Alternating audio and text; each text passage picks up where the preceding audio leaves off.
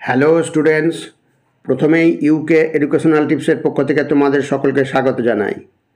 একাদশ শ্রেণীর প্রথম সেমিস্টার জীববিদ্যা সাজেশন হিসেবে আজকে যে ভিডিওটি দেওয়া হয়েছে তোমরা লক্ষ্য করো। 2024 সালের ক্লাস 11-এর জীববিদ্যার নতুন সিলেবাস অনুসারে ইউনিট 3 এই কোষের গঠন এবং কার্য থেকে বেশ কয়েকটি বাছাই করা গুরুত্বপূর্ণ প্রশ্নোত্তর আজকের ভিডিওতে আলোচনা করা হয়েছে।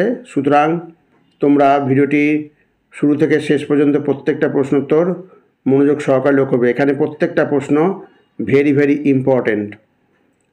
আর আজকে প্রথমে আমরা শুরু করি বহু বিকল্প ভিত্তিক প্রশ্নোত্তর অর্থাৎ এমসিকিউ দিয়ে। এখানে নতুন সিলেবাস অনুযায়ী যে প্রশ্নের কাঠামো সেই অনুযায়ী কয়েকটা দেওয়া হয়েছে। এখানে প্রথম প্রশ্ন হচ্ছে, কোষতত্ত্বের আবিষ্কারক হলেন? কোষতত্ত্বের আবিষ্কারক হলেন স্লেইডেন ও সোয়ান। অতএব অপশন সি হচ্ছে সঠিক অ্যান্সার, স্লেইডেন ও সোয়ান। নেক্সট 2 নম্বর, কোষের প্রাথমিক গঠনের জন্য প্রয়োজনীয় হলো? কোষের প্রাথমিক গঠনের জন্য প্রয়োজনীয় হলো hydrogen bond, disulphide bond, ionic bond আর পেপটাইড বন্ড। এখানে অপশন ডি হচ্ছে সঠিক অ্যান্সার, পেপটাইড বন্ড। নেক্সট, যে অঙ্গাণুটি প্রোক্যারিওটিক ও ইউক্যারিওটিক উভয় কোষেই দেখা যায় তা হলো? ভেরি ইম্পর্টেন্ট প্রশ্ন। এখানে অঙ্গাণুটি হচ্ছে রাইবোজোম, যা প্রোক্যারিওটিক এবং ইউক্যারিওটিক উভয় কোষেই দেখা যায়। ভেরি ইম্পর্টেন্ট প্রশ্ন। প্রদত্ত কোন অঙ্গাণুর ধাত্রে ডিএনএ ও রাইবোজোম থাকে? এখানে যে অপশনগুলো রয়েছে তোমরা খেয়াল করো। তাহলে এখানে মাইটোকন্ড্রিয়া ও ক্লোরোপ্লাস্ট, এই অঙ্গাণু ধাত্রে ডিএনএ এবং রাইবোজোম থাকে। অর্থাৎ অপশন ডি হচ্ছে সঠিক। নেক্সট 5 নম্বর, লাইসোজোমের বৈশিষ্ট্য হলো? পর্দা বেষ্টিত নয়, প্রোটিন সংশ্লেষে অংশগ্রহণ করে। দুটি হবে না। 3 নম্বর হচ্ছে ইআরের বহিঃপৃষ্ঠ অবস্থান করে। আর 4 হচ্ছে একক পর্দা বেষ্টিত উৎসেচকপূর্ণ কোষ অঙ্গাণু। এই অপশন ডি হচ্ছে সঠিক অ্যান্সার। নেক্সট 6 নম্বর, 1 গ্রাম প্রোটিনের শারীরবৃত্তীয় মূল্য হলো? এটা তোমরা সকলেই জানো। 1 গ্রাম প্রোটিনের শারীরবৃত্তীয় মূল্য হলো 4.2 কিলো ক্যালোরি। অতএব অপশান বি হচ্ছে সঠিক অ্যান্সার। নেক্সট 7 নম্বর প্রশ্ন, সাধারণভাবে কার্বোহাইড্রেটের অক্সিজেন ও হাইড্রোজেনের অনুপাত? কার্বোহাইড্রেটের অক্সিজেন এবং হাইড্রোজেনের অনুপাত হচ্ছে 1:2। এখানে অপশান এ হচ্ছে সঠিক অ্যান্সার। নেক্সট 8 নম্বর, প্রদত্ত কোন জৈব অণুটি রক্তনালীর প্রাচীর ও মাড়িতে পাওয়া যায়? তাহলে এখানে অপশন হচ্ছে প্রথমবিন, ট্যালিন, হিস্টোন, কোলাজেন। এই অপশন ডি হচ্ছে সঠিক অ্যান্সার, কোলাজেন। নেক্সট 9 নম্বর, নিউক্লিক অ্যাসিডের একক হলো? নিউক্লিক অ্যাসিডের একক হলো নিউক্লিওটাইড। অপশন ডি হচ্ছে সঠিক অ্যান্সার, নিউক্লিওটাইড। এবার 10 নম্বর, ডিএনএর নিউক্লিওটাইডগুলি পরস্পর যুক্ত থাকে?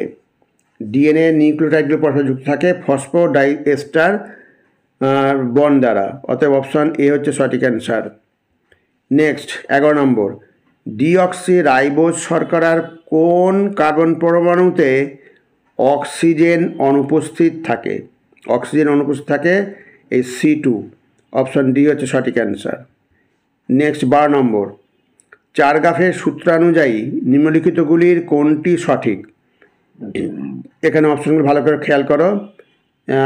এখানে অপশানগুলো যে আমরা দেখছি, option D adenine plus guanine equal to thymine plus cytosine. Option D হচ্ছে সঠিক অ্যান্সার। এইবার পরবর্তী টাইপ হচ্ছে শূন্যস্থানের সঠিক বিকল্পটি নির্বাচন করো।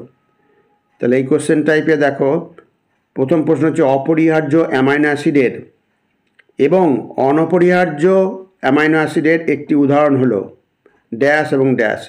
তাহলে প্রথমে হচ্ছে অপরিহার্য অ্যামাইনো অ্যাসিড আর পরবর্তীটা হচ্ছে অনপরিহার্য অ্যামাইনো অ্যাসিড।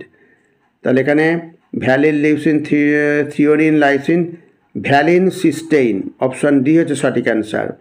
অপরিহার্য হচ্ছে ভ্যালিন আর অনপরিহার্য হচ্ছে সিস্টেইন। অপশান ডি হচ্ছে সঠিক অ্যান্সার।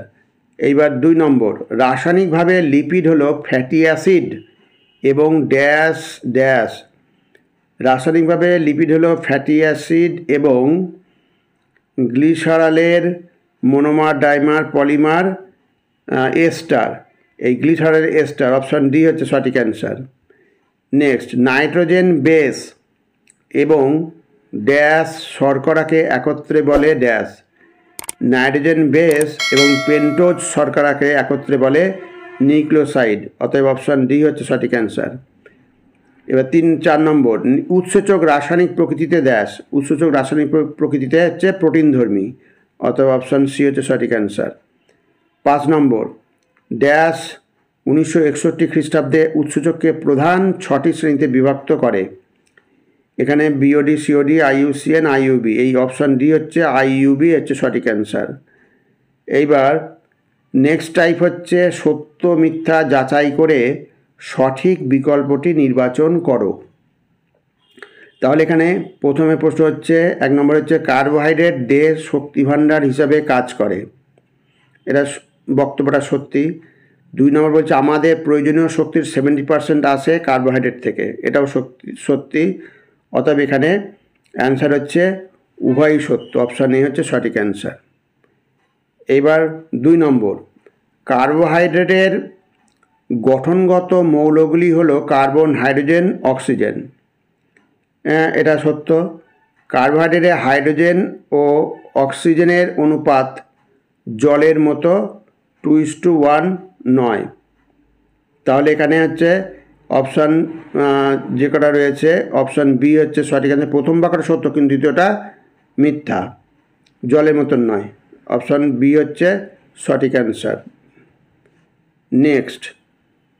নেক্সট হচ্ছে 3 নম্বর, পিউরিনের প্রকারভেদ নেই। পিউরিনের প্রকারভেদ নেই, এটা মিথ্যা। পিরিমিডিন 3 প্রকারের হয়ে থাকে, এটা সত্য। তাহলে প্রথমটা মিথ্যা, দ্বিতীয়টা সত্য। তাহলে এখানে যে অপশানগুলো রয়েছে দেখি আমরা।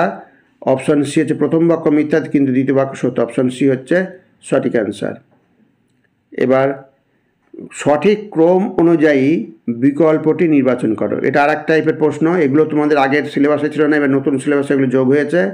অথবা এগুলো প্র্যাকটিস করবে, প্র্যাকটিস না করলে পরীক্ষা করতে পারবে না। তাহলে এখানে আমরা প্রথমে দেখি amino acid, polypeptide, tripeptide, dipeptide. তাহলে পরপর কোনটা আসছে? তাহলে অ্যামিনো অ্যাসিডের পর পলিপেপটাইড হবে না, অ্যামিনো অ্যাসিড হবে ডাইপেপটাইড, তারপর ট্রাইপেপটাইড, তারপরে পলিপেপটাইড।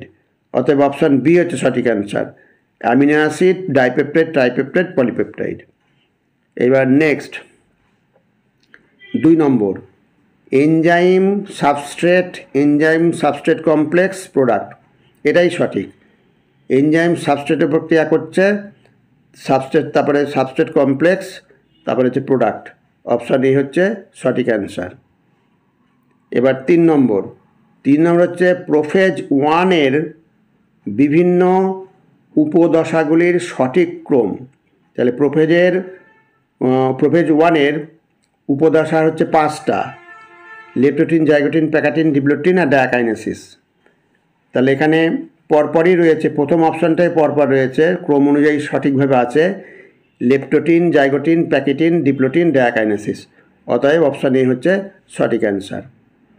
তাহলে এই যে প্রশ্নোত্তরগুলো দেওয়া হলো স্টুডেন্টস, প্রত্যেকটাই কিন্তু ভেরি ভেরি ইম্পর্টেন্ট প্রশ্ন।